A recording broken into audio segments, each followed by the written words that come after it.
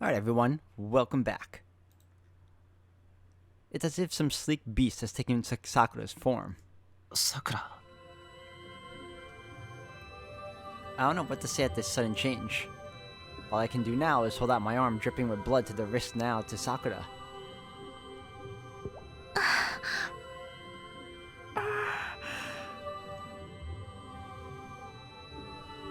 The blood drips from my fingers. It dribbles between her soft, wet lips. The blood continues dripping onto Sakura's outstretched tongue. Sakura rapidly licks my fingers. I don't feel the pain from the cut, only the softness of Sakura's tongue at my arm.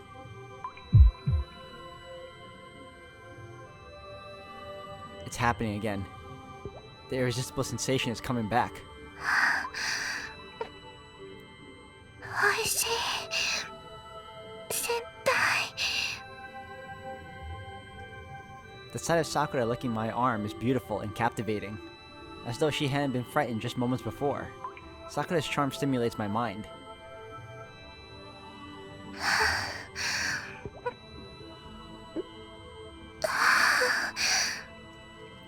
It's as though she's lapping up honey.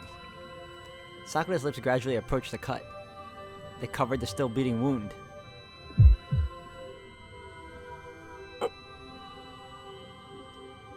That indescribably pleasant feeling is back.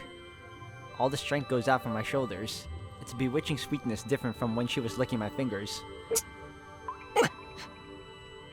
I grit my teeth and hold back my voice. My blood is being taken, but the pleasant feeling pours in its place. The pain from the cut becomes dim, and I can barely feel my right arm anymore. Sakura is pressed to my arm, drinking deeply. I know this is to replenish Sakura's magical energy, but to think it would be this sweet.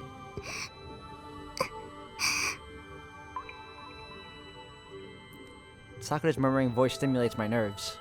The pleasure of her drinking my blood reaches all the way to the shoulder. My left arm is filled with pain and fear, while my right is filled with pleasure and loss. Sakura. I embrace Sakura, holding her in the arm from which she's drinking. I bring her close to my chest. Still, she keeps drinking as though it's something delicious.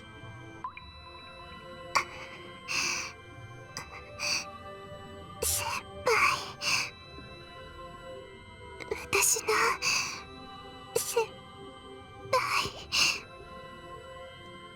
The pleasure of the honey being sucked intoxicates me more than Sakura's soft body or the feeling of her lips in my arm. A hard-to-describe urge arises in my mind. I want to hold Sakura so tightly that she breaks. She continues to suck. It feels like she's sucking up my energy, not only my blood. A thought enters my hazy mind. It reminds me of something. It doesn't matter. I don't care. もう傷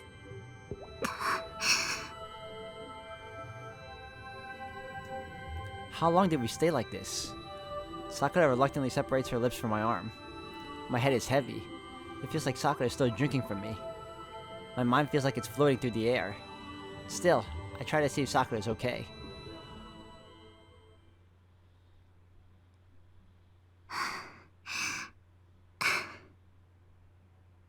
ごちそうさまでした先輩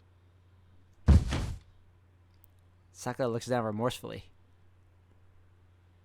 With that, maybe because my magical and physical energy had been used up, the last of my tension disappears. The power in my mind turns off. I can't think of anything. I can't remember the gentleness of Sakura's arms or the pleasant feeling of her sucking my blood. これじゃまるで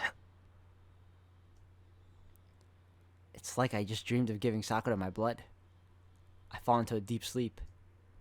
My tired body forgets about Sakura dressing my wound and returning to her room. The uneasiness in my mind. What happened tonight? I go back to the light sleep I was having an hour ago.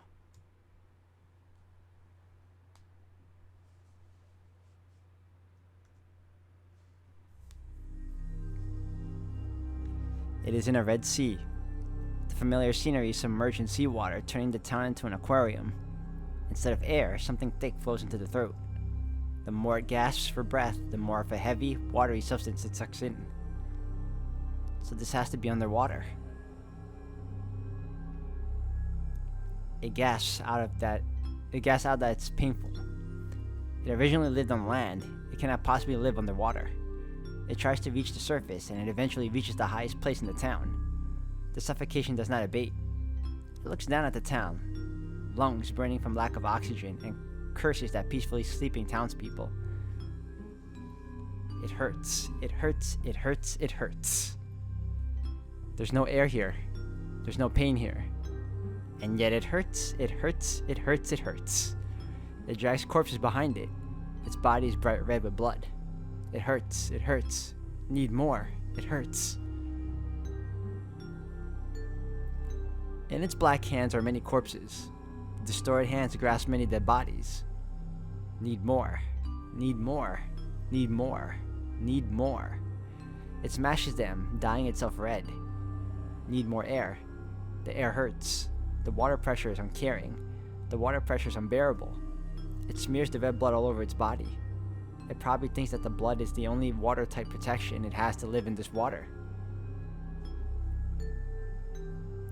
It reaches out its twisted hands. Illuminated by the moon, the dark hand becomes a giant shadow and descends to crush the town.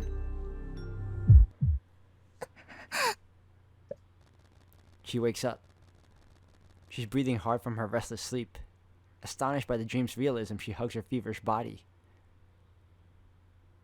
At that instant, her hands are wet with blood.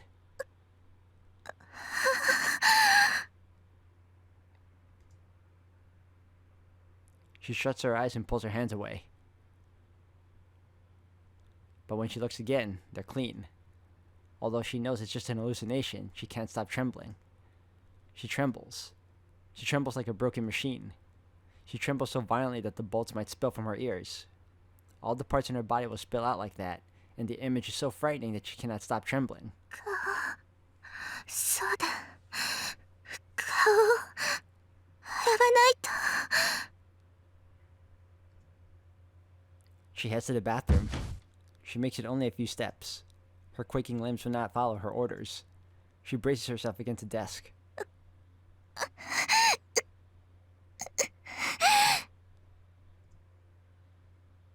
Her vision wavers.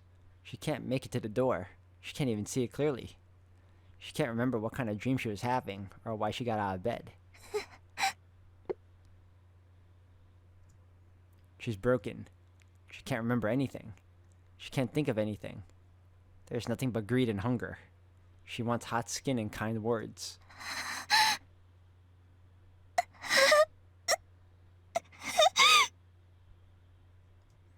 She lies on the desk and shakes her head. Fear and infinite self-hatred. Something is wrong. Why hasn't she had enough? A few hours ago she was given what she needed, but it hasn't filled her up at all. She was so glad, and she thought there could be no greater happiness, but she's not the least bit satisfied. She's probably empty, and that's why she alone cannot fill her up. He alone.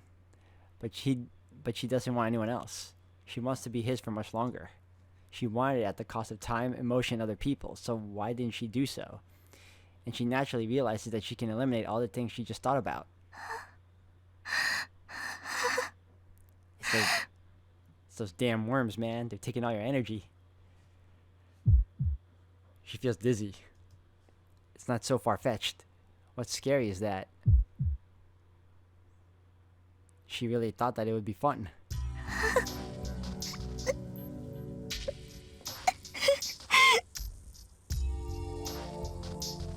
She leans on the desk. She keeps her collapsing body steady. The frightening dream becomes clearer every day. The frightening dream becomes less frightening every day. She's breaking down. Until now, it was only her body. But now, she's beginning to go mad.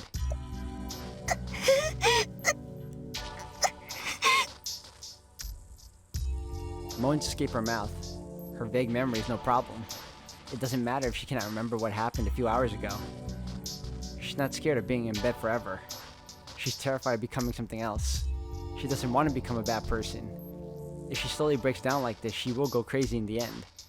She will probably become something that will cause him the most trouble. That's what terrifies her. It's scary to go crazy. It's more scary than anything else. If she does, he will not touch her, nor will he love her. She won't be able to be with him. She won't even know if she is with him. Not only that, if she loses her mind, he will be with another woman. She doesn't want that. She really doesn't want that. She always thought he should be with someone else, someone better suited to him, but she can no longer accept that. Because he is already hers. That's why it's frightening. She's scared of what she might do.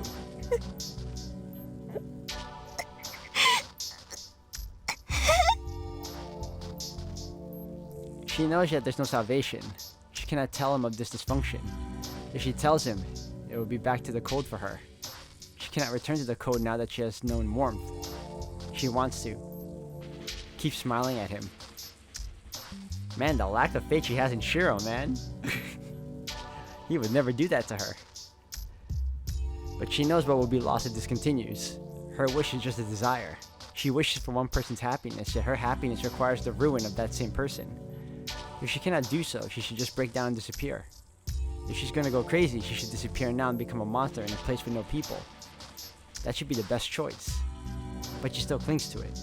She wishes for more because it's warm and happy here. So why? Why is such a normal desire forbidden to her?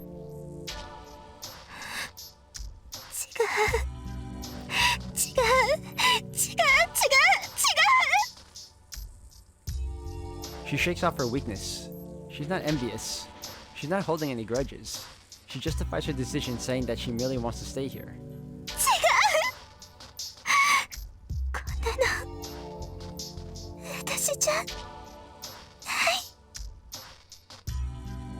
She shakes her head in denial. She shuts her dark mind with an empty head. There are no happy endings. She turns her eyes away from the obvious conclusion.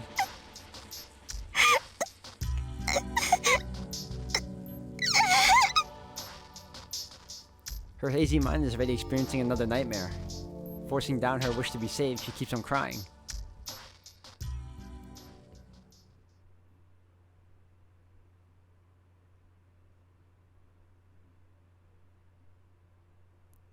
The 11th. Overdose.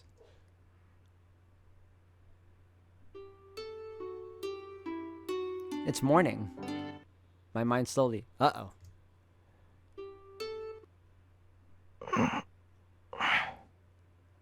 Every time I see that type of static clipping, I keep thinking of Doki Doki... What was it? Memorial? It's morning. As my mind slowly awakens, I sit up. It's past 8 o'clock. I'm late for school. Well, that's not really true since I'm not going to school, but it makes no difference to the fact that I slept in. うわ、朝飯作らないと。I get up and get changed. I can't avoid looking at the cloth wrapped around my left arm. Yo. I swing my arm as a warm-up exercise. It's fine. It rises up to my shoulders as I intended. It's getting better day by day. There's still no sensation, but at this rate... 何してるのシロ？もう朝ごはん終わっちゃったよ。ね、あれ Ilya's in front of me. I should be in the living room, but I'm in the shed for some reason. シロ？人の話聞いてる？私、こんなところで何をしてるのかって聞いてるんだけど。ああ、聞いてる。おはよう、イリア。今朝は妙なところで会うな。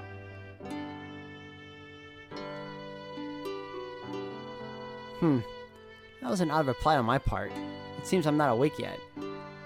シロ、体の調子、良くないの？いや、そういうんじゃない。ただ寝ぼけてるだけなんで、ちょっと待ってくれ。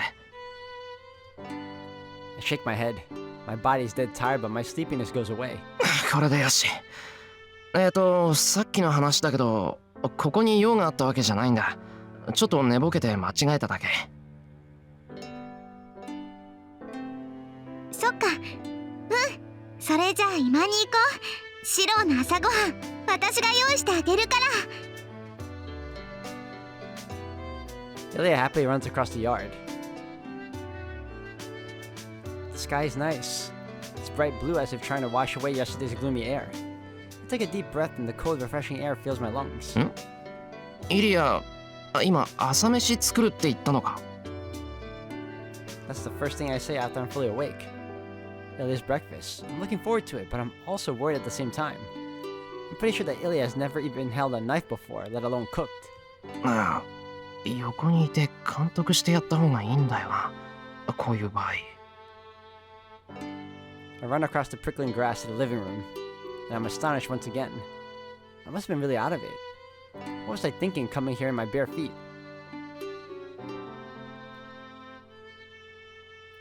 Four minutes after Ilya, I get up on the porch after wiping my feet. 先輩だ。 I run to Sakura as she comes out of the living room. おはようさくら。今朝は悪い。寝過ごしちまって気づいたら8時過ぎてた。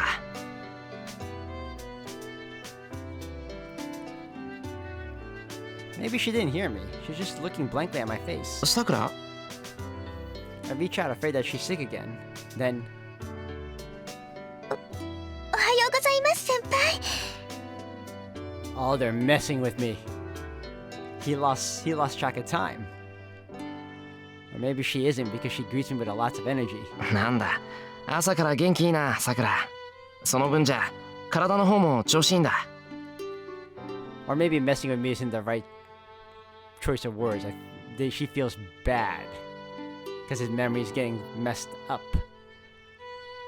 はい、おかげさまでですね。調子はすごくいいです。先輩に元気を分けてもらいましたから。 Sakura sounds awkward. Being energetic is a good thing, but I get uneasy seeing her so restless. どうしたんだよ、さくら。なんか変だぞ。だいたい俺が元気を分けたって何の話だ？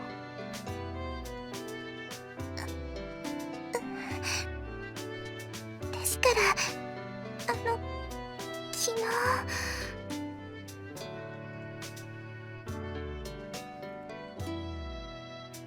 In your room? Sakura trails off, blushing furiously. I remember now. No, there's no way I can forget about it. Yesterday, I embraced Sakura. No, maybe I should say she embraced me.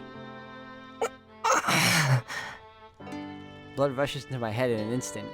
I almost think that there's no blood left below my neck. さくら、昨日のあれは。 That wasn't a dream, right? Sakura is still blushing but shakes her head and looks at me critically. Amazing.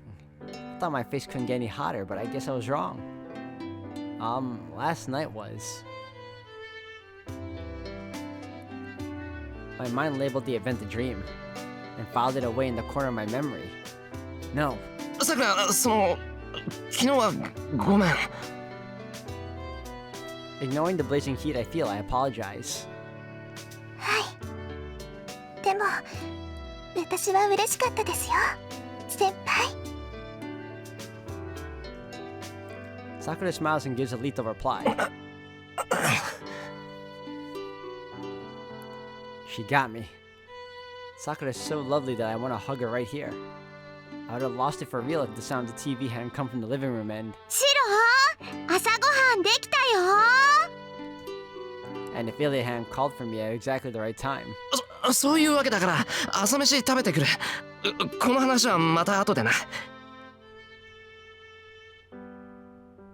I pivot like a robot and head to the living room. My limbs move awkwardly as I force down my desires.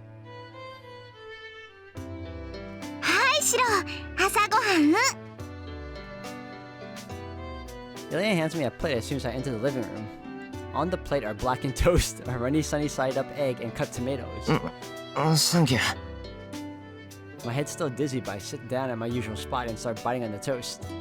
I decline to comment on the toast, but the egg is done pretty well. Maybe she copied someone, or perhaps Tosaka taught her. Anyway, I have to give her a perfect score if this is her first time cooking. うまい。 I crunch in the toast. Ilya doesn't seem happy or proud, but simply watches me in satisfaction. I'm not giving in to her happy mood, but I decide not to ask why the toast feels like coal. Tastes like coal. It's good. Having your toast black or hard is a matter of personal preference. 問題あるわよ。そんな焦げっちいの食べてると体壊すわよ、あんた。バカめ。米にしろパンにしろ、この焦げ目が美味しいんだ。ちょっと、エミヤくん、頭平気？ Clearly he is not. だからうまいって。あと乱暴でもいいらしいんだ。Doing what, rough? 本格的に寝ぼけてるのね。あのね、そんなのんきなこと言ってる場合じゃないんだけど。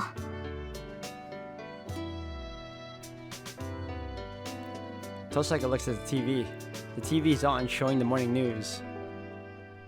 Is this deja vu? The news seems to be a story I've already seen, and my mind sharpens up. The captions on the screen. An incident of unexplained comas occurred in Shinto last night. The residents lost consciousness overnight. It's being treated just like any other mysterious comas, but it's different from before. The area of the incident is 50 meters in diameter. It used to only happen in one building at a time, but the damage has spread much further now. And that's not the only problem. At the end of the report, beside the triple-digit number of victims is a new list called missing people. 遠坂、これ。そう。行方不明者14名。調べればもっと増えるだろうけど、とりあえずは全体の10分の1ってことで落ち着きそうね。完全に飲まれてしまった人間は。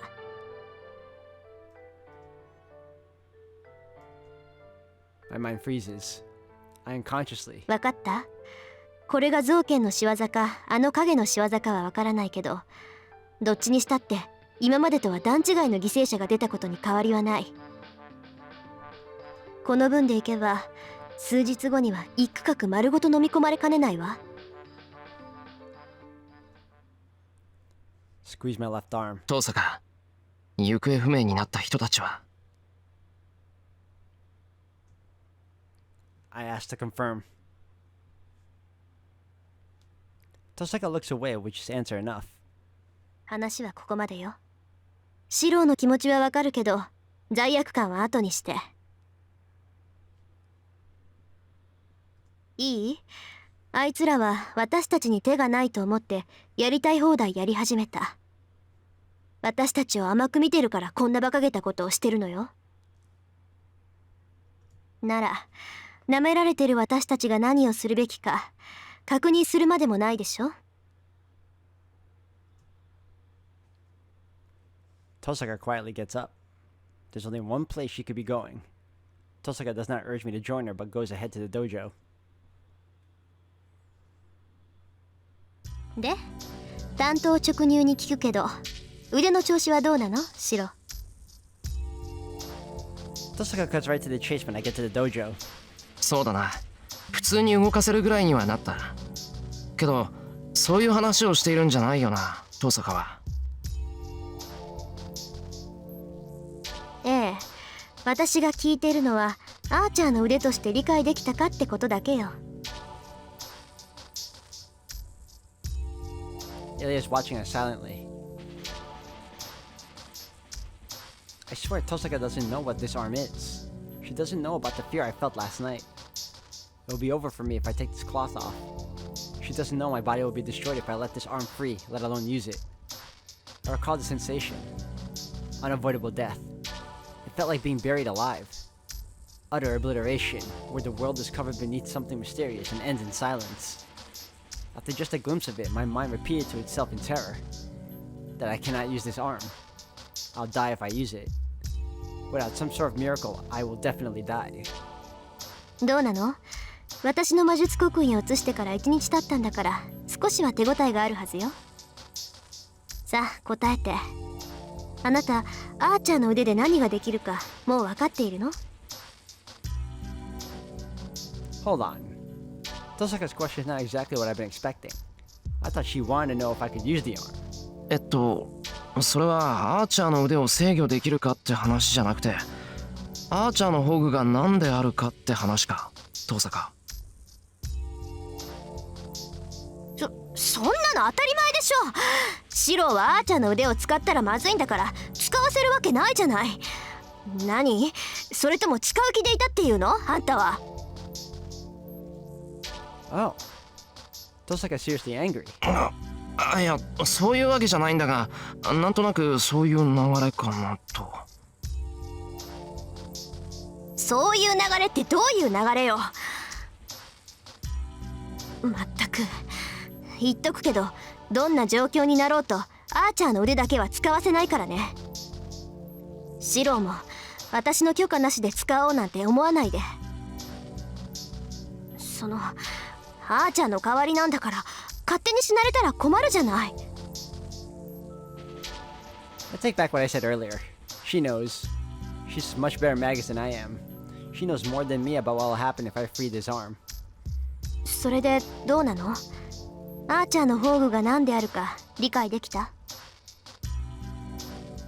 I don't know what kind of answer Tosaka's expecting, but もういい加減言ってあげればシロ。そんなのアーチャーの腕を移植された時から知ってるって。ちょっと今の本当なのシロ？まあ本当だと思う。アーチャーの宝具はあいつの投影魔術で武器を複製することだろ。I have a big idea, but I can't be sure, so I'm still half in doubt. 緊張して損した。要するにもうつながってるんだ、それと。それはそれで助かるけど、どうして黙ってたのよイリア。シローがアーチャーの投影魔術を知ってたのならいちいち確認取る必要なかったじゃない。どうしても何も聞かれなかったから言わなかっただけよ。リンはシローに投影をさせたがっているんだから、伝えるのはリンの役目でしょ。私が口出しすることじゃないわ。何よその口ぶり。あなたあそこまで用意しておいてやめるって言うんじゃないでしょうね。それはリンとシローが決めることでしょ。確かに宝石剣を複製できればリンの勝ちよ。だからこそ私も手を貸してあげた。けどそれは私の義務だから手を貸しただけ。決してあなたの方針に賛同したからじゃないわ。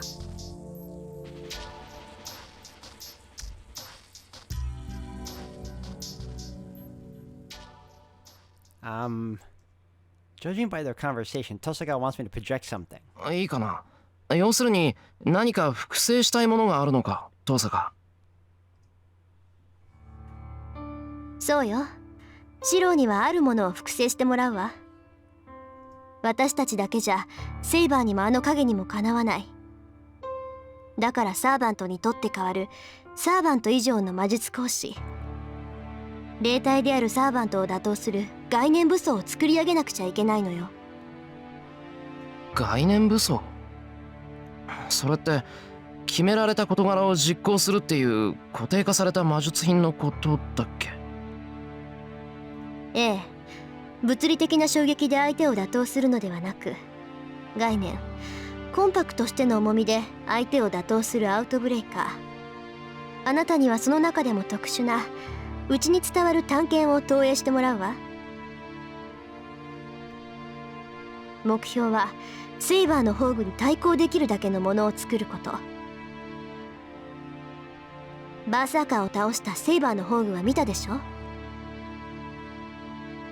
単純な火力で言えばセイバーは他の追随を許さない。あの黒い影だってセイバーの宝具を受ければ跡形もないだろうし、私たちだってあんなものを振るわれたら防ぐこともかわすこともできない。けど逆に言えば急増ですぐ壊れる模造品でもセイバーの宝具を上回る剣さえ作れれば、あとは戦い方次第ってわけ。It's a sound argument and a natural conclusion. If Saber's Noble Phantasm is their strongest weapon, we just need to prepare something that outperforms it. Make a weapon that is stronger than your enemies.